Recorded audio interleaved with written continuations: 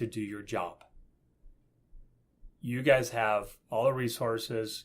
We spend a lot of money on LinkedIn. It's a great place to work. You don't need to call your friends.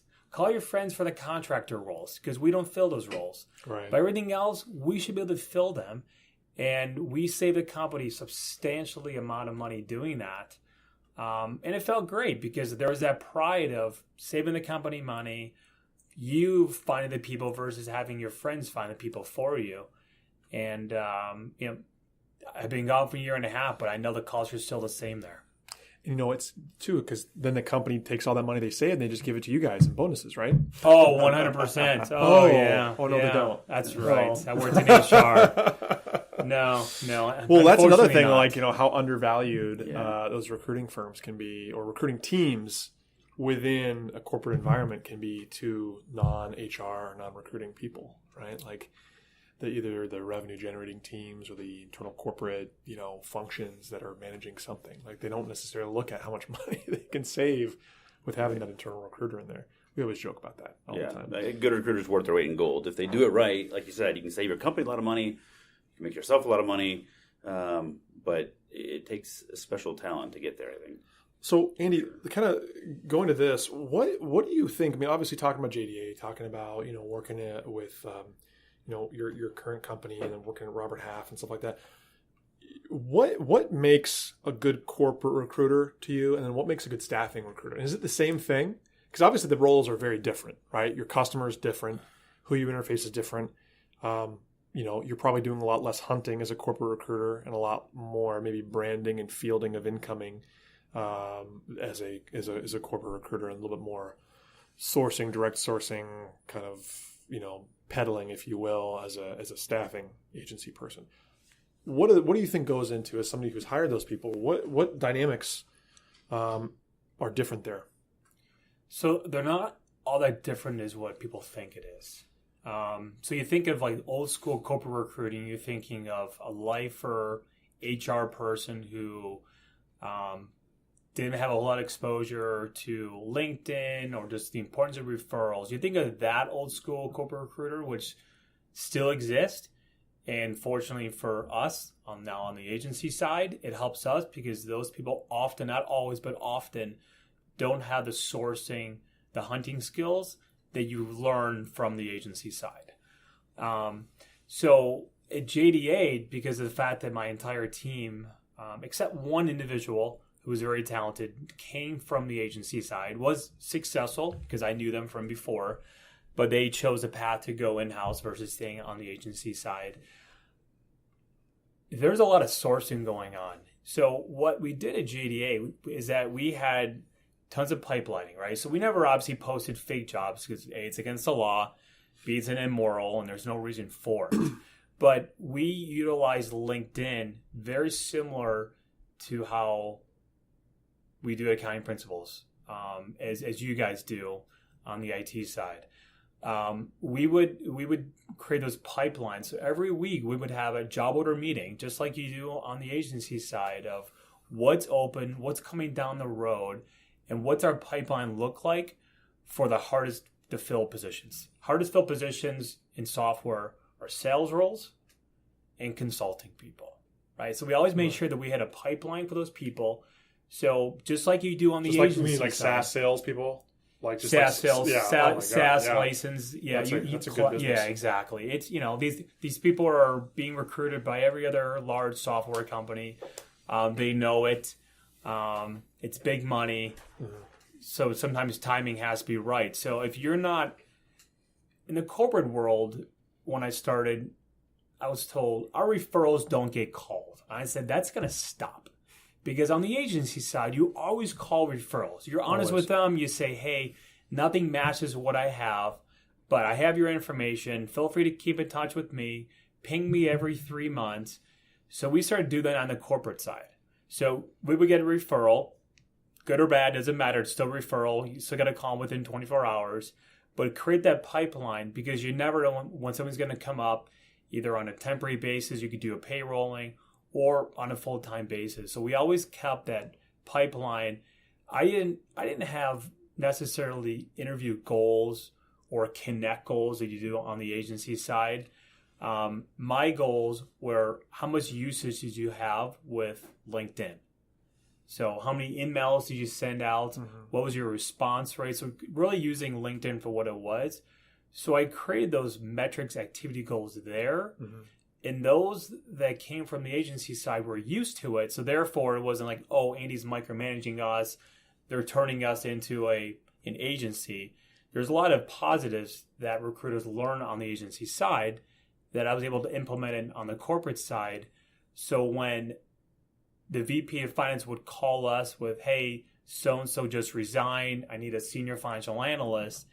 The goal was, and I never timed days to fill because that's one of the worst stats you could have in corporate recruiting.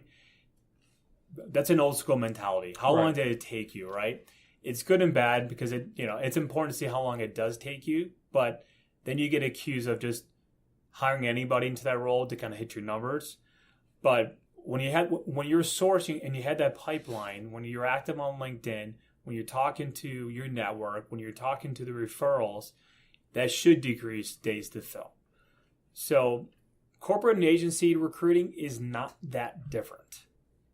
In my opinion, you could be a good corporate recruiter without having the agency experience, but you got to have the proactive problem solution mentality of every rec is individually tackled. You've got to prioritize which recs are more important, just like you do on the agency side. Which one is easier to fill? Which company do you prefer working with? Some throw in what's the higher fee percentage. I don't believe in that personally, but some people do. Same on the corporate side. Who is this reporting into? What's the exposure level? What's the importance? And then you got to invest your resources into those type of roles. So what you're saying is they need to be a good recruiter regardless. I mean, it's just someone has good fundamentals and can learn it. Either has learned it from the agency side or can maybe not come from that background, but just learn those good. Yeah, especially techniques. If you're proactive. Like you got to be, or I think the mentality that I had going into corporate recruiting, because I had no experience. I didn't have any software experience.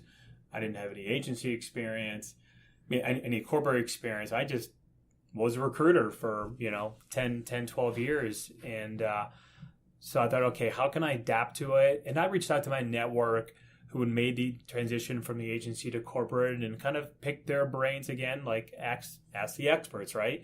Kind of pick something out from each person. What were some of your roadblocks? What are some things that you wish you'd do it all over? So I kind of implemented some of those.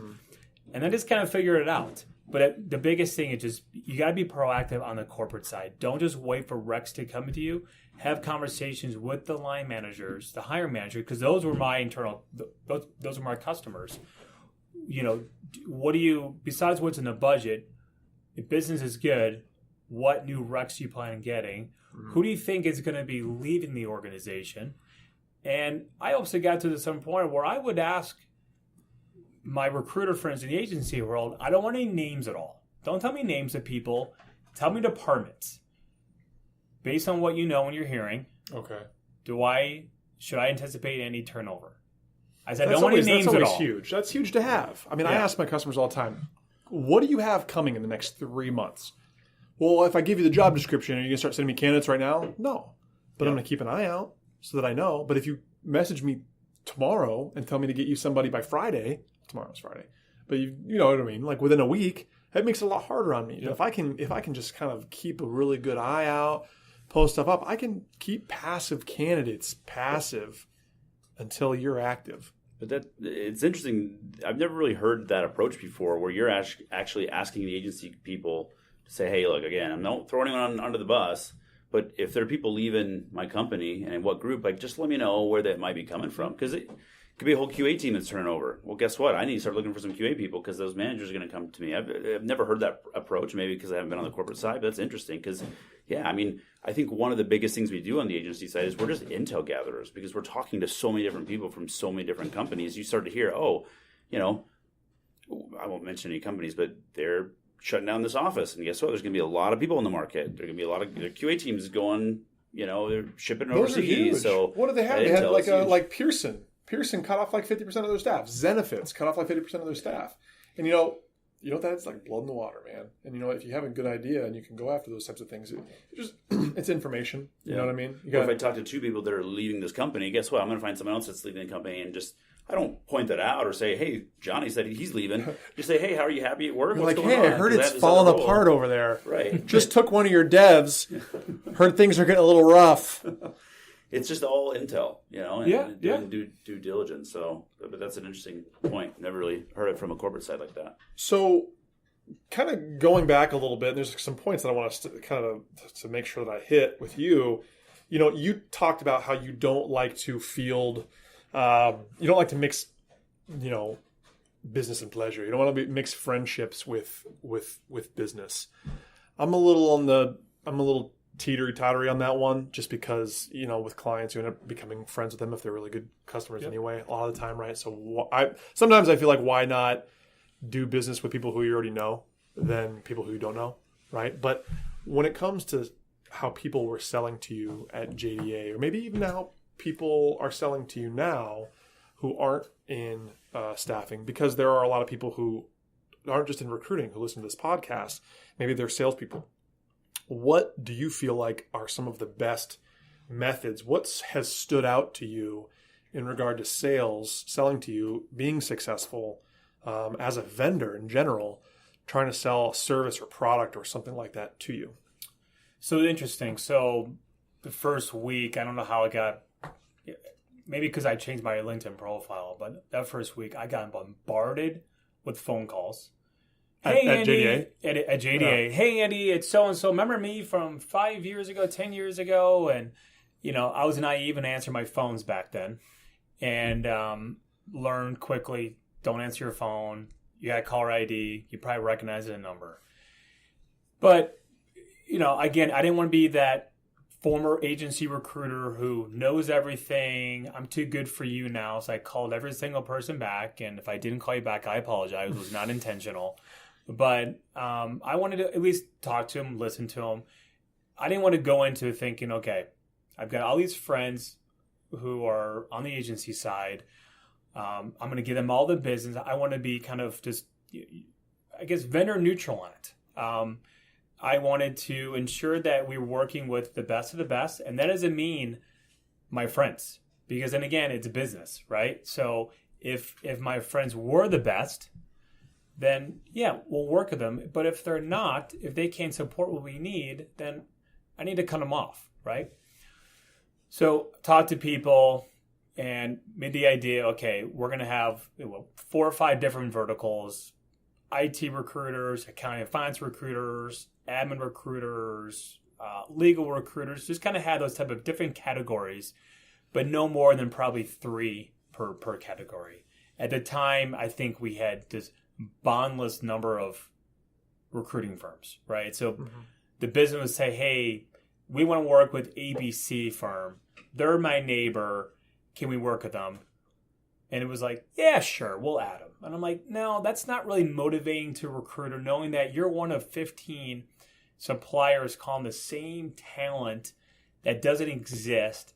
I go, guys, let's put it on to a couple. Let's bring these people in. Let's talk to them and see what their pitch is, right? And there was one IT firm in particular where I'd heard of them, didn't know too much about them, but I've heard of them. And I said, well, let's bring him in. I see that we've got a couple of contractors out there, but I think I know who I want to go to for the IT side. Brought him in. Basically, the purpose was to say, hey, thanks for your loyalty for the last 5-10 years, but we're done. The exact opposite happened. I sit down with these individuals that had been in IT recruiting before IT recruiting was even a thing. And they were just genuine people. They didn't pitch me at all. They just stated facts of their history working with a company, their knowledge. They actually had a mutual, someone that used to work for me in the past used to work for them, oddly enough.